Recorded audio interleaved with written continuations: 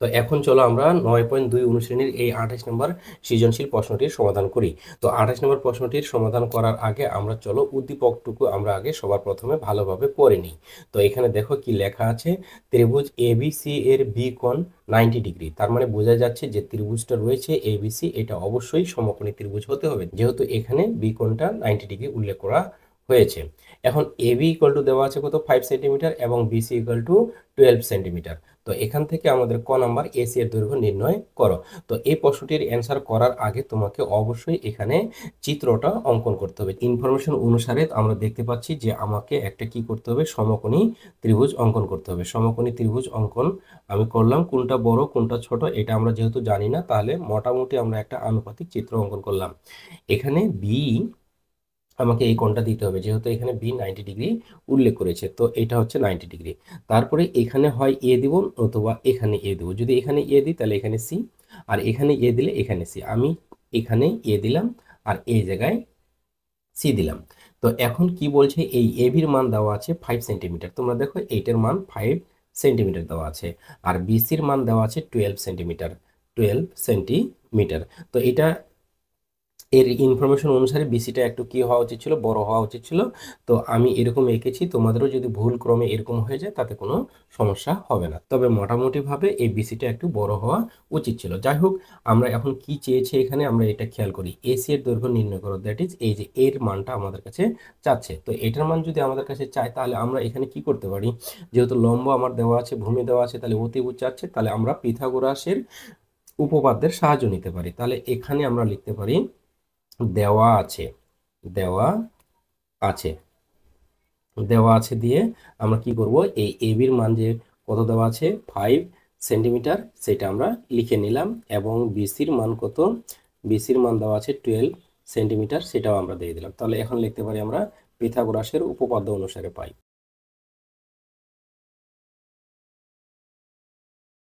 বাস, পিথাগোরাসের উপপাদ্য অনুসারে পাই। তোমরা যদি এখানে ত্রিভুজটার কথা উল্লেখ করো তবুও হবে, যদি না উল্লেখ করো তবুও হবে, কেননা এখানে একটাই ত্রিভুজ রয়েছে। যদি একাধিক ত্রিভুজ থাকতো তাহলে সেক্ষেত্রে ত্রিভুজটা উল্লেখ করতে হতো।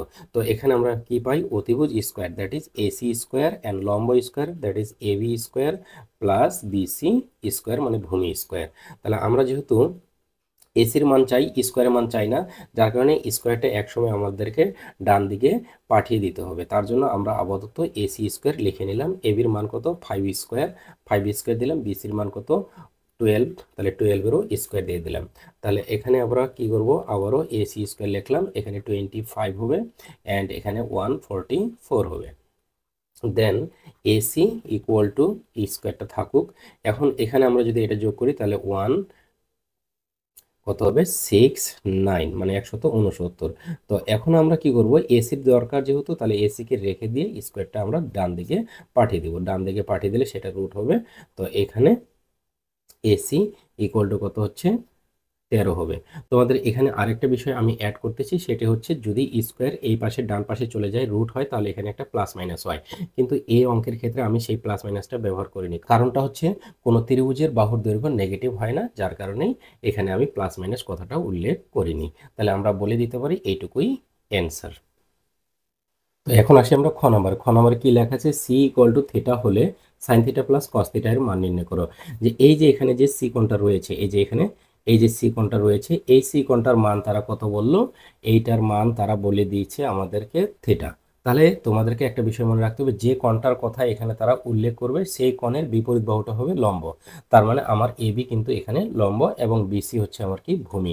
তাহলে সেই হিসাবে আমাদেরকে কি করতে হবে, sine theta plus cos theta এর মানটা আমাদেরকে বের করতে হবে। এটার জন্য আমরা আবারও এখানে লিখব দেওয়া আছে, দেওয়া আছে, দেওয়া আছে কি, যে সি কোণটা যে ইনফরমেশনটা ওরা দিয়েছে সেইটুকু ইনফরমেশনই শুধুমাত্র লিখবো। দেওয়া আছে সি ইকুয়াল টু কত থেটা, এবং এখানে আরও দেওয়া আছে কি এবি ইকুয়াল টু কত 5 সিএম, এবং বিসি ইকুয়াল টু কত, বিসি ইকুয়াল টু কত 12 সিএম।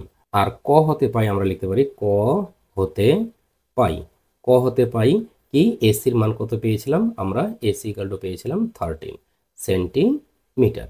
তাহলে এখন এটাকে কাজে লাগিয়ে আমাদেরকে সাইন থিটা প্লাস কস থিটার মান নির্ণয় করতে হবে। তাহলে আমরা এখানে প্রদত্ত রাশিও লিখতে পারি, নতুবা অতএব দিয়েও করতে পারি। আমি প্রদত্ত রাশি লিখলাম, যেটার মান নির্ণয় করতে বলতেছে সেটা লিখে নেব, সাইন থিটা প্লাস কি কস থিটা। তো এখন তোমাদেরকে কি করতে হবে, এই সাইন থিটার যে ত্রিকোণমিতিক অনুপাত হয় সেই অনুপাতটা লিখতে হবে। তার মানে সাইন থিটা সমান সমান আমরা জানি লম্ব বাই অতিভুজ। এসি এর মান আমরা ক থেকে পেয়েছিলাম 13 সেন্টিমিটার। তো সাইন থিটার মান আমরা কি করবো, এই লম্ব বাই অতিভুজ এখানে লিখে দেবো। তোমরা যদি একবারে ডাইরেক্টলি মানটা না লেখো তাহলে তোমরা এখানে এইভাবে লিখতে পারো AB by AC plus cos theta. Cos থিটার মান তোমরা জানো যে ভূমি বাই অতিভুজ, তাহলে ভূমি হচ্ছে এখানে কত বিসি আর অতিভুজ হচ্ছে কত এসি এ সি। তবে তোমাদেরকে আরেকটা বিষয় আমি স্মরণ করে দিই, তোমাদের যদি এই সাইন থিটা বা কস থিটার এই ত্রিকোণমিতিক অনুপাতগুলোর মান স্মরণ করতে না পারো তাহলে একটি ট্রিক রয়েছে যেটা অনেকে ব্যবহার করে। সেটি হচ্ছে সাইন থিটার বেলায় বলে সাগরে লবণ অনেক, সাগরের জন্য সাইন আর লবণের জন্য লম্ব আর অনেকের জন্য অতিভুজ, অর্থাৎ সাইন থিটা সমান সমান লম্ব বাই অতিভুজ। আর কস থিটার বেলায় বলে কবরে ভূত অনেক, তাহলে কবরের জন্য কস থিটা আর ভূতের জন্য হচ্ছে ভূমি আর অনেকের জন্য হচ্ছে অতিভুজ। তার জন্য কবরে ভূত অনেক, তাহলে কবরের জন্য কস থিটা সমান সমান ভূমি বাই অতিভুজ। এই ট্রিকটিও যদি তোমরা অবলম্বন করো তবুও কিন্তু তোমাদের এই অঙ্কটা ভুল হওয়ার সম্ভাবনা কম থাকবে। আর এখন জাস্ট তোমরা খালি মান বসাই দেবো তাহলে তোমাদের অ্যান্সার চলে আসবে। এবির মান কত আছে 5 আছে, 5 দিয়ে দিলাম। এসির মান 13, 13 দিলাম। বিসির মান কত দেওয়া আছে এখানে 12, 12 দিলাম। আর এসির মান কত দেওয়া আছে 13, আমি 13 দিয়ে দিলাম। তাহলে এই দুটো যদি যোগ করতে চাও তাহলে তোমাদেরকে লসাগু করতে হবে। তাহলে লসাগু কত হবে 13। তো এখানে কত হবে, এখানে 5 হবে আর এখানে কত হবে 12ই হবে, কেননা 12 13 দিয়ে 13কে ভাগ দিলে 1 আর 1 দিয়ে 12কে গুণ দিলে 12। সিমিলারলি এখানেও 13 দিয়ে 13কে ভাগ দিলে 1, 1 দিয়ে 5কে গুণ দিলে 5। তাহলে 5 এবং 12 যদি আমরা যোগ করি তাহলে কত পাবো 17 বাই কত পাবো 13 পাবো। এটাই হচ্ছে আমাদের খ নম্বরের অ্যান্সার। আশা করি তোমরা খ নম্বরের এই সমাধানটুকু বুঝতে পেরেছো। এরপরে আসি আমরা গ নাম্বার। গ নাম্বার কি লেখা আছে দেখো, উদ্দীপকের আলোকে দেখাও যে sec square A plus cosec square A equal to sec square into cosec square. তো দেখো এ এবার কোণ হিসেবে আমাকে কাউন্ট করতে বলছে। দেখো এটার জন্য তোমাকে কি করতে হবে, যে এই যে এখানে এ রয়েছে, এই যে এ কোণটা রয়েছে, এটাকে কোণ হিসেবে ধরলে তোমাদেরকে কিন্তু লম্ব হিসেবে কাউন্ট করতে হবে এই বিসিকে, কারণ যে কোণটার কথা উল্লেখ থাকবে তার বিপরীত বাহুটাই হচ্ছে তার লম্ব।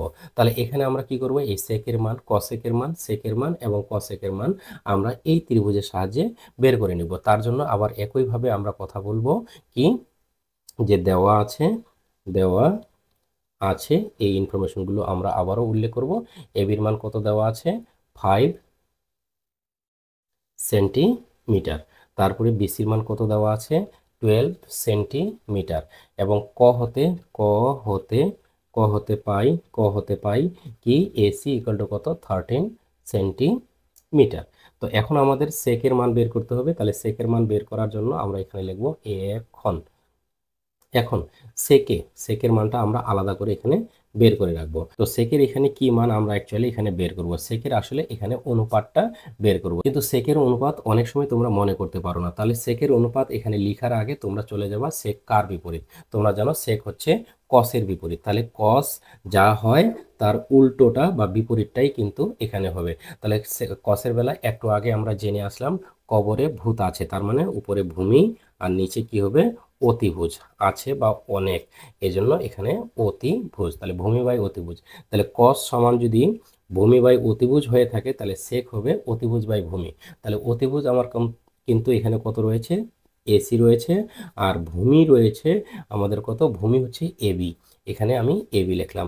এখন অনেকেরই মনে হতে পারে যে এবি তো লম্ব ছিল একটু আগে, হ্যাঁ থিটা কোণের সাপেক্ষে এটা লম্ব ছিল, কিন্তু এখন এ কোণ যেহেতু বলেছে এ কোণ, তার জন্য এখানে লম্ব হবে বিসি এবং এবি হবে ভূমি, যার কারণে আমরা এটা লিখেছি। এবং এখানে তোমরা মানটা বসে দাও, এসির মান কত ছিল 13 ছিল এবং এবির মান কত ছিল 5।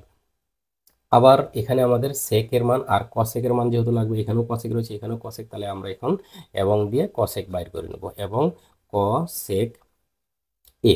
তাহলে কসেকেরও যদি তোমরা না পারো তাহলে কসেক কার বিপরীত, সাইনের বিপরীত। তো সাইনের জন্য একটু আগে আমরা জেনে আসলাম সাগরে লবণ আছে, তাহলে লবণের জন্য উপরে লম্ব দিব আর আছে বা অনেকের জন্য আমরা অতিভুজ দিব। তাহলে সাইন সমান সমান কি লম্ব বাই অতিভুজ। তোমরা সাগরে লবণ আছে এ কথাও বলতে পারো, আর নতুবা সাগরে লবণ অনেক, এই কথাও বলতে পারো। আছের জন্যই অতিভুজ, নতুবা অনেকের জন্য অতিভুজ আমরা লিখে থাকি। এই দুটি কথা আসলে গুরুত্বপূর্ণ, কারণ এই কথাটির সাহায্যে কিন্তু আমরা কি করতে পারি, এই বিষয়টাকে ক্লিয়ার করতে পারি, বা আমাদের মনের মধ্যে যদি কনফিউশন সৃষ্টি করে সেটাকে দূর করতে পারি। তো আমরা নির্ণয় করতে চাই কসেকের মান, আমরা সাইনের কাছে গেলাম। সাইনে যা হবে তার উল্টোটো হবে কসেক, তাহলে অতিভুজ উপরে হবে, তাহলে অতিভুজটা আমাদের কে আছে, এসি, তাহলে এসি দিলাম। আর নিচে আমাদের কি হবে, লম্ব হবে, তাহলে লম্ব আমাদের কে এখানে আছে, বিসি। তাহলে আমরা এসির মান বসে দিই, এসি হচ্ছে 13 আর বিসির মান কত হচ্ছে 12। এখন এই দুইটা দিয়ে আমরা কি করব, এটার লেফট হ্যান্ড সাইড করব আর রাইট হ্যান্ড সাইড করব। তাহলে আমরা লেফট হ্যান্ড সাইড করে নিই, left hand side. Left hand side কি আছে, সেক square A, sec square A plus দেওয়া আছে কসেক স্কোয়ার এ, কসেক স্কোয়ার এ। তাহলে সেক স্কোয়ারের মান বসে দিয়ে এখানে সেক স্কোয়ারের মান বের করে নিই, সেকের মান বের করেছি, তাহলে কত 13/5, 5 দিয়ে দিলাম। আর এখানে স্কোয়ার ছিল, আমরা স্কোয়ার দিলাম, তারপর যোগ যোগ ছিল, যোগ দিলাম। কসেকের মান কত, 13/12, তাহলে এরও স্কোয়ার আছে, আমরা স্কোয়ার দিয়ে দিলাম। তাহলে এখন কত হবে, উপরে 13 স্কোয়ার, দ্যাট ইজ 169, আর নিচে হবে 25। এখানে 13 স্কোয়ার, তাহলে এখানে 169 হবে, আর নিচে হবে কত, 144। দেখো এই দুটি তোমাদেরকে কি করতে হবে, এখন যোগ করতে হবে। যোগ করার জন্য নিচে 25 এবং 144-এর কি করতে হবে, লসাগু করতে হবে। তো এটা অনেক বড় সংখ্যা পাওয়া গেছে, যার কারণে তোমরা কি করবা, এই লসাগুটা বের করার জন্য তোমরা 25 এবং 144-এর গুণ করে দিবা। 25 এবং 144-এর গুণ যদি তোমরা করো, তাহলে 3600 পাওয়া যাবে। তোমরা এটা ক্যালকুলেটরের সাহায্যে করবা, আমিও এটা ক্যালকুলেটরের সাহায্যেই করেছি। তো এখন নিয়ম কি, এই 25 দ্বারা এই 3600-কে ভাগ দিতে হবে। তাহলে 25 দ্বারা যদি 3600-কে ভাগ দিই, তাহলে আমরা 144 পাবো। আর এই 144টাই কি হবে, এই 169-এর সাথে গুণ হবে। তাহলে সেটা আমি ক্যালকুলেটরে করে দেখতেছি। তো এটার মান পাচ্ছি আমরা 24,336। আর 144 দিয়ে যদি আমরা 3600-কে ভাগ দিই, আবার 25 পাবো। এই 25 আর 169 আবার গুণ করব ক্যালকুলেটরে।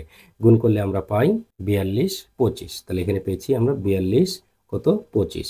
এই 4225 উপরের দিকে আমরা কি করব, যোগ করব এই 24,336-এর সাথে। তাহলে যোগ দিলাম 24,336, এবং এর ভ্যালু পেয়েছি আমরা 28,561।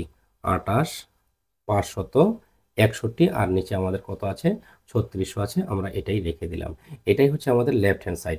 এখন আমাদেরকে কি করতে হবে, আলাদাভাবে রাইট হ্যান্ড সাইড করতে হবে। তাহলে রাইট হ্যান্ড সাইডেরও ভ্যালু যদি এটা বের হয়, তাহলে আমাদের এই বাম পক্ষ এবং ডান পক্ষ সমান রয়েছে, সেটা আমরা দেখাইতে পারবো। তো এটার জন্য আমি এখন জাস্ট প্রয়োজনে এটাকে একটু উপরের দিকে উঠিয়ে দিচ্ছি। তো এখানে আমরা রাইট হ্যান্ড সাইড লিখে ফেলি, right hand side. Right hand side কি ছিল, সেক স্কোয়ার এ ইন্টু কসেক স্কোয়ার এ, কসেক স্কোয়ার এ। আর সেকের মান তোমরা একটু আগে বের করেছিলে, 13/5 ছিল, আর এটার স্কোয়ার যেহেতু আছে আমরা এখানে স্কোয়ার দিয়ে দেবো, ইন্টু, আর কসেকের মান ছিল এই যে এখানে দেখো 13/12 ছিল, 13 আর এখানে 12 এর স্কোয়ার আছে, স্কোয়ার দিয়ে দিলাম। তাহলে আবারও একই কাজ, আমাদের 13-এর স্কোয়ার দিতে হবে। 13-এর স্কোয়ার হবে 169, আর নিচে হবে কত 25, অ্যান্ড গুণন আবারও এখানে কত হবে 169, নিচে হবে 12 12 144। এখন কি করব আমরা, এটা যেহেতু গুণন, উপরে উপরে গুণ করব, নিচে নিচে গুণ করব। উপরে 169 এবং 169 যদি আমরা গুণ করি, তাহলে পাই 169 গুণন 169, তাহলে আমরা পাই 28,561। এবং নিচের দিকে যদি আমরা 25 গুণন 144 করে থাকি, তাহলে আমরা পাবো 3600। তাহলে দেখো তোমরা খেয়াল করে যে এখানেও কিন্তু আমরা যখন লেফট হ্যান্ড সাইড করেছি, তখন কিন্তু আমরা কত পেয়েছি, 28,561/3600। এখানেও কিন্তু আমরা রাইট হ্যান্ড সাইডে পাইলাম 28,561/3600। তাহলে আমরা বলতেই পারি, অতএব লেফট হ্যান্ড সাইড আর রাইট হ্যান্ড সাইড প্রুভড, বা সোড, যেহেতু দেখাতে বলেছিল আমরা এখানে সোড লিখলাম। জাস্ট এতটুকুই। তো আশা করি তোমরা গ নম্বরের প্রশ্নটির সমাধান বুঝতে পেরেছো।